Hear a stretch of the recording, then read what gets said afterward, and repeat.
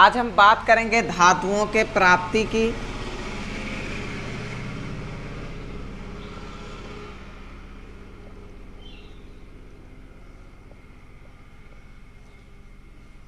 कि हमें जो धातु है वो धातु मिलता कहाँ से है।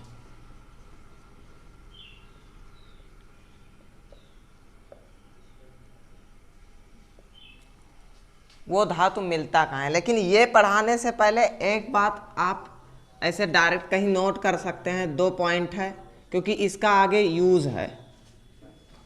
एक है ऑक्सीकरण, एक है अपचयन। पहले ऑक्सीकरण देख लीजिए। ऑक्सीकरण के अंदर 3 प्रोसेस, 3 नहीं 4। अगर कहीं पर भी इलेक्ट्रॉन का त्याग हो रहा हो, मतलब कहीं पर भी अगर इलेक्ट्रॉन निकल रहा हो, या फिर दूसरा है हाइड्रोजन निकल रहा हो, चाहे इलेक्ट्रॉन निकले चाहे हाइड्रोजन निकले, या तो फिर ऑक्सीजन जुड़े, या तो एक पॉइंट और है ऑक्सीकरण संख्या बढ़े।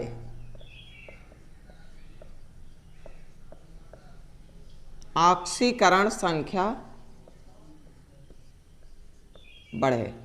अगर कहीं पर भी इन चारों स्टेप में से कोई एक स्टेप हो रहा हो, चाहे किसी अभिक्रिया के अंदर इलेक्ट्रॉनों का त्याग हो रहा हो, चाहे किसी अभिक्रिया के अंदर इलेक्ट्रॉनों का त्याग हो रहा हो, चाहे किसी अभिक्रिया के अंदर हाइड्रोजन निकल रहा हो, या फिर किसी अभिक्रिया के अंदर ऑक्सीजन जुड़ रहा हो, या तो किसी अभिक्रिया के अंदर धातु परमाणु की क्या बढ़ रही हो, ऑक्सीकरण संख्या बढ़ रही हो, तो हम कहेंगे क्या हो रहा है, ऑक्सीकरण हो रहा है। अगला पॉइंट है अपचयन। अपचयन इसका एकदम उल्टा होता है। ऑक्सीकरण के अंदर इलेक्ट्रॉन त्यागा जा रहा है और इसके अंदर इलेक्ट्रॉन जुड़ेगा। या तो इलेक्ट्रॉन का जुड़ना, या तो हाइड्रोजन का जुड़ना, या तो ऑक्सीजन का, यहाँ पे ऑक्सीजन जुड़ रहा था, यहाँ पे ऑक्सीजन निकलेगा, ऑक्सीजन का निकलना। या फिर चौथा पॉइंट क्या होगा, इसमें ऑक्सीकरण अवस्था क्या हो रही है, बढ़ रही है, तो इसमें ऑक्सीकरण अवस्था घटेगी। ऑक्सीकरण संख्या घटना।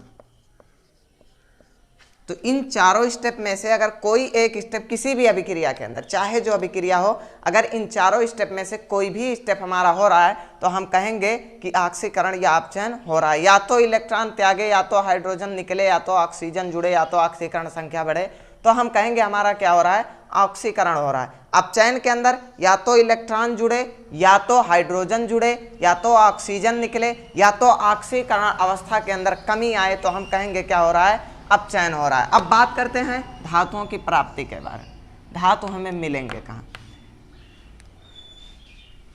भूपर्पटी मतलब पृथ्वी, हमारी पृथ्वी के अंदर पाए जाने वाले सभी तत्व। ऐसा कहा जाता है कि भूपर्पटी जो है वो खनिजों का एक बहुत बड़ा भंडार है। भंडार होने का अर्थ क्या है कि उसके अंदर बहुत सारे क्या पाए जाएंगे, तत्व पाए जाएंगे। भंडार का अर्थ है कि जहाँ पे कोई चीज़ जाके स्टोर करके रखी हो। तो पृथ्वी के अंदर भी क्या रखे होते हैं, तत्व रखे होते हैं। उनमें से धातु होंगे कि नहीं होंगे। तो ये 2 रूप में पाया जाता है तो सब एक ही, लेकिन 2 रूप में पाया जाता है। सबसे पहला है खनिज।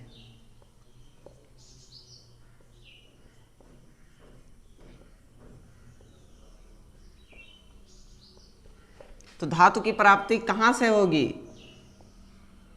पृथ्वी से। पृथ्वी के अंदर भूपर्पटी में हमें क्या मिलेंगे, धातु मिलेंगे। धातुओं में से पहला जो रूप है वो क्या है, खनिज है। खनिज का क्या मतलब होता है, भूपर्पटी के अंदर पाए जाने वाले सारे तत्व, चाहे जो धातु हो, जो भूपर्पटी में पाए जाएं, भूपर्पटी में पाए जाने वाले सभी धातु।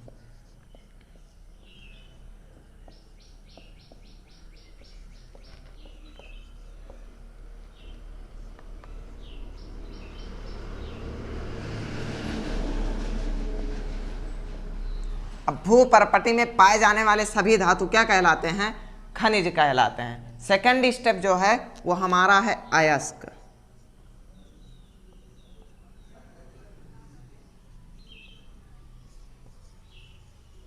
ओर्स कहते हैं इसको, ये सेकंड है। खनिज किसे हमने कहा, भूपर्पटी के अंदर पाए जाने वाले सभी धातुओं को हमने क्या कह दिया, खनिज है। अच्छा, धातु है तो जमीन को खोद कर जब धातु को निकाला जाएगा तो उसमें खर्च लगेगा कि नहीं लगेगा। हम अपना काम जब करते हैं तो अपना काम तभी इसी वजह से करते हैं जिससे हमारा कुछ फायदा हो। कभी हम घाटे का सौदा नहीं करेंगे, घाटे का सौदा नहीं करना चाहते हैं। अब जमीन को खोदिए, जमीन को खोद के हमें धातु निकालें, धातु निकालने में हमें मान लीजिए खर्चा हुआ 5 लाख, 5 लाख का खर्चा हो और हमें धातु मिले 2000 का, तो हमारा घाटा है कि फायदा है, घाटा है। तो घाटे का सौदा हम कभी नहीं करेंगे, हम सदैव यही चाहेंगे, हमेशा इंसानी फितरत है, हमेशा वही चाहेगा कि हमारा क्या हो, फायदा हो। हम जो जमीन को खोद कर निकाल रहे हैं उससे हमारा लाभ ही हो, उससे हमारी हानि ना हो। तो भूपर्पटी में पाए जाने वाले सभी धातुओं को क्या कहा जाता है, खनिज कहा जाता है। लेकिन उनमें से कुछ धातु ऐसे होंगे जिनको निकालने पर हम माला माल हो जाएं, मतलब जिनको आसानी से अलग भी किया जा रहे, माटी ईटा पत्थर पोता रही कि नहीं पोता रही, तो वहां पे क्या होगा, धातु को जब हम निकालेंगे तो निकाल कर उसको साफ करेंगे, साफ करके उसको अलग रखेंगे, तो इन सब में खर्चा आएगा कि नहीं आएगा। तो धातु को निकाल कर उसको आसानी से हम अलग भी कर लें, अलग करने के बाद उससे हमें कुछ लाभ भी हो, जिसको आसानी से निकाला भी जा सके, तो उसे क्या कहेंगे, अयस्क। यानी भूपर्पटी में पाए जाने वाले ऐसे तत्व जिनके अंदर धातु की मात्रा क्या हो, ज्यादा हो। क्या ज्यादा हो, धातु की मात्रा ज्यादा हो। और अगर धातु की मात्रा ज्यादा है तो धातु की मात्रा ज्यादा होने का मतलब है कि हमारा क्या होने वाला है, लाभ होने वाला है। दूसरा इसके अंदर एक और होना चाहिए कि इसको आसानी से साफ कर लें। अब ऐसा हो, निकाल लिए, निकालने के बाद उसको साफ नहीं कर पा रहे हैं तो फिर अयस्क होने का क्या मतलब है, तो आसानी से साफ भी किया जा सके। अगर आसानी से साफ नहीं किया जा सकता तो वो हमारा क्या हो जाएगा, धातु खनिज हो जाएगा। और अगर आसानी से हम उसको साफ कर लें और उसके अंदर धातु की मात्रा अधिक हो, सब सीधी बात यही कह दें कि अयस्क उसे कहेंगे जिससे धातु निकालने पर हमें क्या, किसकी मात्रा ज़्यादा मिले, धातु की मात्रा ज़्यादा मिले, उसके अंदर अशुद्धि क्या हो, बहुत कम मात्रा में हो, उसके अंदर ज़्यादा से ज़्यादा धातु मिले, उसको आसानी से अलग किया जा सके, उसे क्या कहेंगे, अयस्क कहेंगे। अब इस अयस्क और खनिज के रिगार्डिंग एक लाइन हम लिख रहे हैं, वो लाइन बताइए सही है कि गलत है।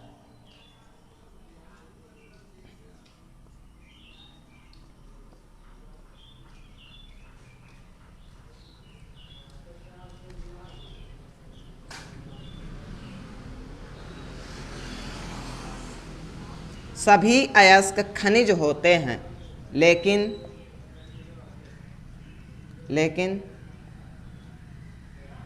सभी खनिज अयस्क नहीं होते। इसका क्या मतलब है, पृथ्वी के अंदर से खोद के अयस्क को भी निकाला जाता है, पृथ्वी को खोद कर खनिज को भी निकाला जाता है। कुछ के अंदर धातु की मात्रा ज्यादा है, कुछ के अंदर धातु की मात्रा कम है। सब है क्या, खनिज ही तो है। तो अयस्क भी खनिज है, लेकिन सभी खनिज अयस्क नहीं है। इसका अर्थ यह है कि जमीन से जब खोद के हम निकालेंगे तो कुछ ऐसे धातु भी मिलेंगे जिनको आसानी से अलग ना किया जा सके, जिसके अंदर धातु की अधिक मात्रा ना हो, जिसको निकालने से हमें घाटा हो, तो वो किस में आएगा, खनिज में आएगा। लेकिन अयस्क के अंदर वो आएंगे जिनके अंदर धातु की मात्रा क्या हो, बहुत ज़्यादा हो, और जिसको आसानी से हम क्या कर सकें, निकाल सकें, अलग कर सकें, तो उसे क्या कहेंगे, अयस्क। तो पृथ्वी के अंदर पाए जाने वाले सभी तत्वों को क्या कहा जाता है, खनिज। लेकिन उसके अंदर, खनिजों के अंदर कुछ ऐसे तत्व होंगे जिनके अंदर धातु की मात्रा क्या होगी, ज़्यादा होगी, अशुद्धि उसके अंदर कम होगी, आसानी से उसको अलग किया जा सकता है। तो इससे हम ये कह सकते हैं कि सभी अयस्क तो खनिज हैं, लेकिन सभी खनिज अयस्क नहीं है। यानी सारे जो हम जमीन से खोद के जो कुछ निकाले, सबके अंदर धातु की अधिक मात्रा नहीं होगी। हो सकता है कुछ के अंदर अधिक मात्रा हो, कुछ के अंदर अधिक मात्रा ना हो। तो ये कहा जा सकता है कि हमारे सभी अयस्क खनिज होते हैं, लेकिन सभी खनिज अयस्क नहीं होते हैं।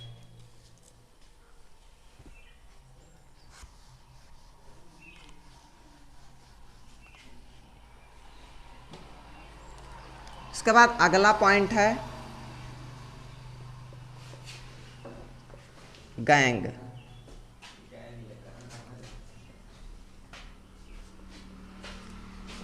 इसका क्या मतलब है? जो खनिज हमने निकाला है या फिर जो अयस्क हमने निकाला है उसके अंदर अच्छा एकदम शुद्ध रहेगा कि ईटा पाथर बालू माटी सब लगा रहेगा, तो उसके ऊपर कुछ मिट्टी भी लगी रहेगी, तो उन सबको अलग अलग किया जाए तो कुछ शुद्ध होगा कुछ अशुद्ध होगा। यानी अयस्कों के अंदर पाई जाने वाली अशुद्धि क्या कहलाती है? गैंग कहलाती है। तो अशुद्धि क्या कहलाती है? गैंग। बस सीधा नाम है कि अयस्कों के अंदर पाई जाने वाली अशुद्धि ही क्या है? हमारी गैंग है। उस अशुद्धि को ही हम कहते हैं क्या? गैंग। अब इन धातुओं के निष्कर्षण के बारे में बात करते हैं। हमने जमीन से तो निकाल लिया है, लेकिन जब जमीन से हमने निकाला है तो उसके अंदर कुछ अशुद्धि होगी कि नहीं होगी? अब उस अशुद्धि को साफ कैसे करेंगे? तो साफ करने की जो विधि है उसको कहा जाता है धातुओं का निष्कर्षण।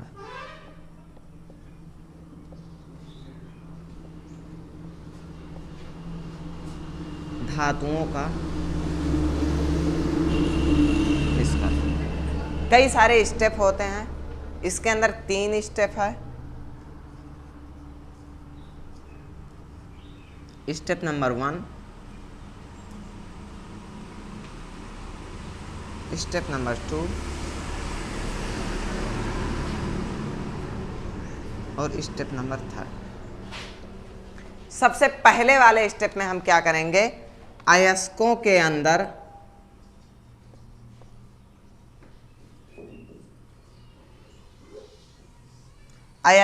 अंदर उपस्थित जो गैंग है, अब वो गैंग क्या हो सकता है? मान लीजिए जमीन के अंदर से हम लोहा निकालेंगे तो लोहे के ऊपर मिट्टी रहेगी कि नहीं रहेगी?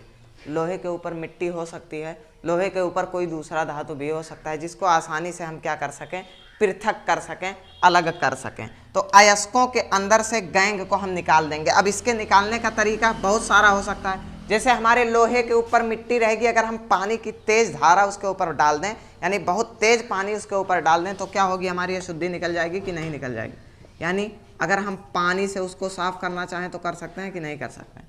या तो फिर ऐसे भी कर सकते हैं कि पूरे अयस्क को एक साथ पीस लें, पीसने के बाद उसको छान दें, यानी छान करके भी अलग किया जा सकता है।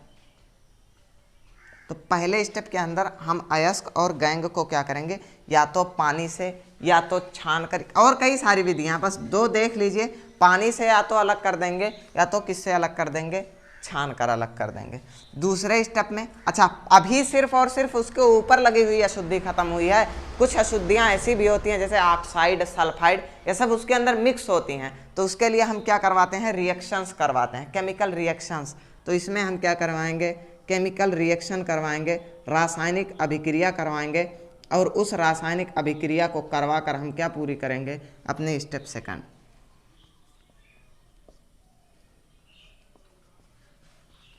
रासायनिक अभिक्रिया को करवा के हम अपनी दूसरी स्टेप पूरी करेंगे।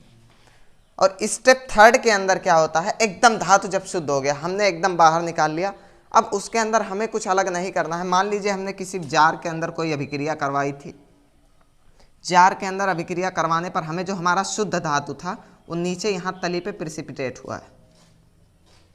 याद कीजिए, इससे पहले हमने बताया था प्रिसिपिटेट का मतलब क्या होता है? किसी चीज़ का पेंदी में चला जाना। तो ये क्या है? हमारा धातु प्रिसिपिटेट, हमारा धातु यहाँ पे है, और हमारा जो धातु डिप्ड है वो डिप्ड है वाटर के अंदर। किसके अंदर? वाटर के अंदर। हमारा धातु वाटर के अंदर है। अब पानी को हम अलग करेंगे और धातु को अलग करेंगे किस स्टेप के अंदर? 3rd स्टेप के अंदर।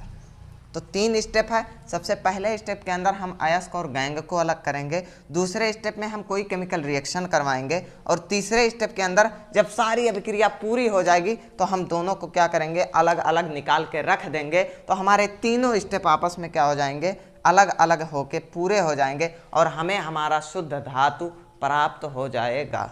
इसके अंदर 3 स्टेप है, तीनों स्टेप के बारे में हमने बात कर लिया है।